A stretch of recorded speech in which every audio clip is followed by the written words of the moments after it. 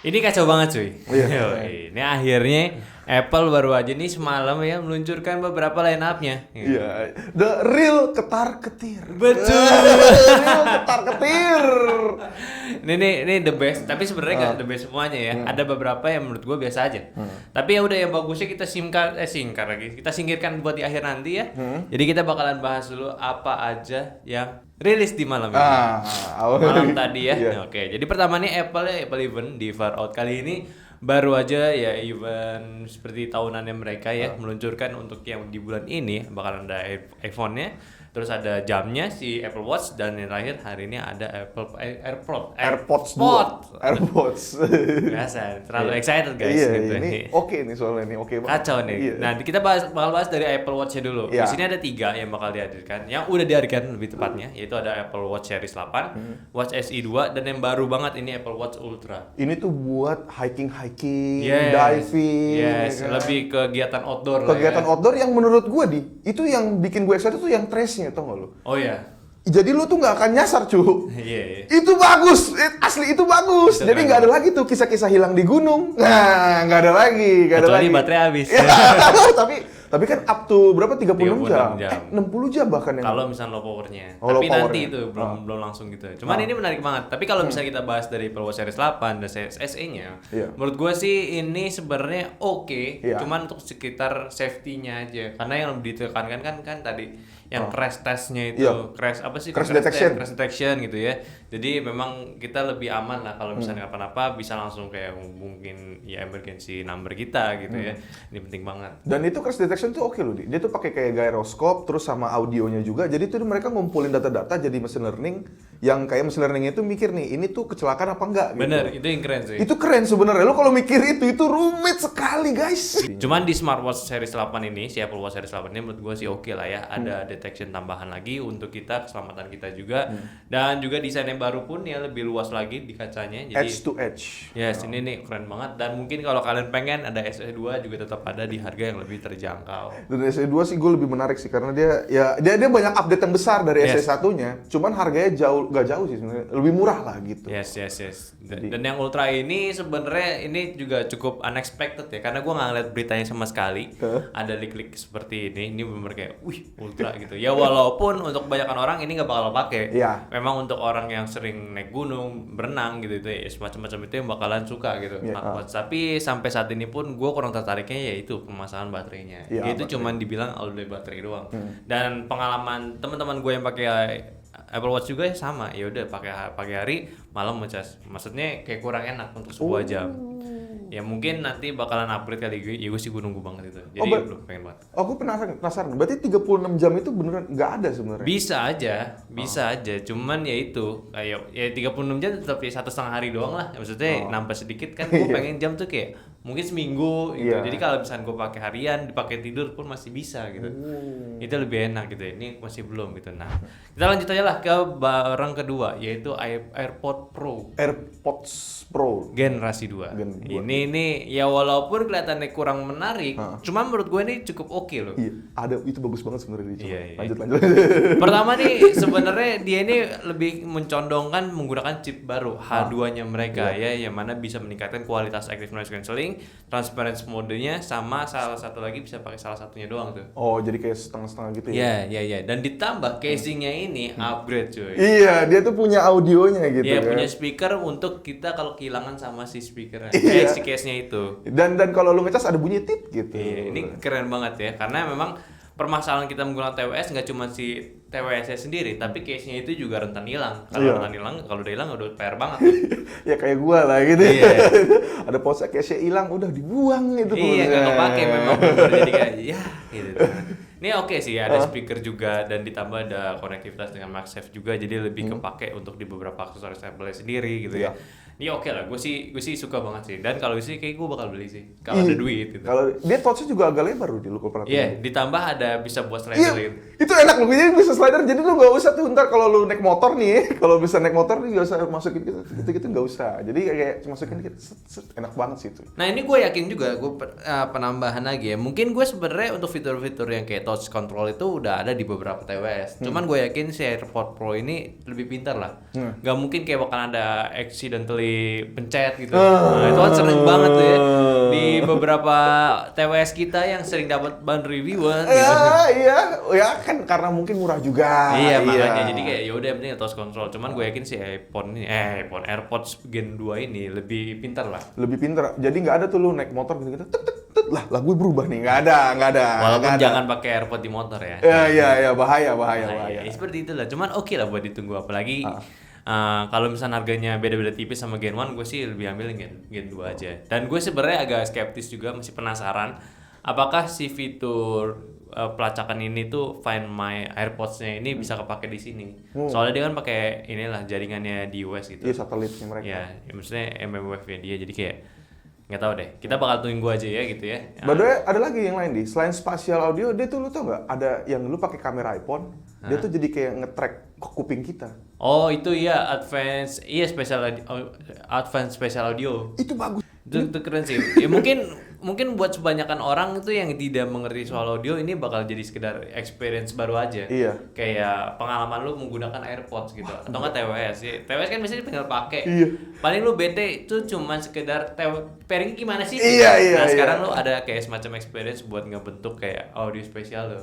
Itu keren, bro. Itu asli keren, bro. Itu keren, bro aja. Oke. Ini menarik sih. Dan yang Next terakhir level. ya, kita nggak terakhir juga ada 2 produk lagi yang menarik dibahas. Sebenarnya iPhone 14 dan juga iPhone 14 Pro. 14 Pro tuh yang lebih gila. Cuman ya udah 14 Pro terakhir, dan iPhone 14 ini sebenarnya update yang cukup biasa aja. Iya.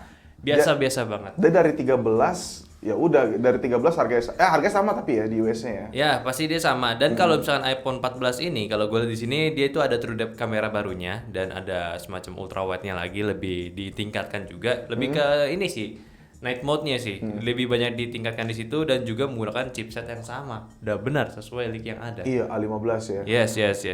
Jadi sebenarnya tuh nggak banyak update di iPhone 14, ya Note-nya juga sama. Lu kalau perhatiin desainnya iPhone 12 Pro yang kemarin gue fotoin tuh kan, punya lu, ya itu sama aja sebenarnya. Sama gitu. banget gitu. Sama pokoknya. aja. Iya, jadi tapi ya itu udah fix hadir yang lebih besarnya, iPhone 14 Plus ya. Dan tidak ada mini. Ada lagi. Mini dibuang. Iya, tapi bener gak di-mention tuh di videonya. Tapi untuk yang iPhone 14 ini, gue cukup salut ya. Iya. Gimana cara mereka itu mendemokan fitur kameranya. Iya. Gue suka. Maksud gue gak kayak handphone Android. Ini gue sindir beneran aja Android gitu ya. Gue maksudnya kalau nontonin Android, maksudnya handphone yang rilis ngomongin soal kameranya, terlalu ribet dengan fiturnya gitu. Lu pakai AI-nya bla bla bla bla bla bla.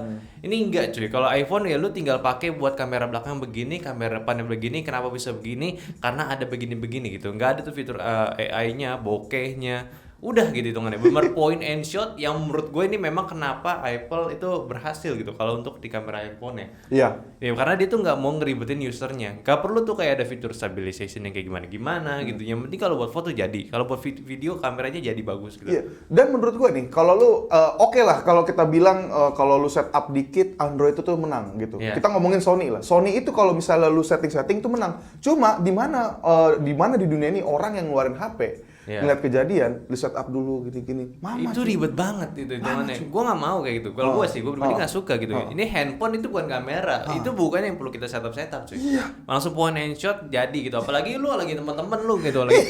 Foto. Bentar, gue setup dulu. Exposure-nya nih. Wah ini belum nih. Kan Lama dong bro. Kacau gitu. Itulah kelebihan di iPhone. Lu foto sekali shoot bagus banget. Wah ini. Dan juga nih gue agak lupa sih ya, maksudnya di iPhone 14 tuh ada apa enggak? Dia tuh ada action kameranya, jadi tuh kayak semacam stabilisasi. Jadi itu yang super stabilisasi. Ya itu bagus itu bagus banget. Terakhir sih gue liat di Zenfone ya. Iya. Gue nggak tahu sih ya, karena kita nggak megang barang dua-duanya. Cuman sih ini adalah fitur baru yang menurut gue bukan gimmick sama sekali. Yes. Bukan gimmick, karena lu lari tes itu, bener-bener lari, tapi tetap steady. Itu keren banget cuy. Iya benar. Itu dia maksudnya.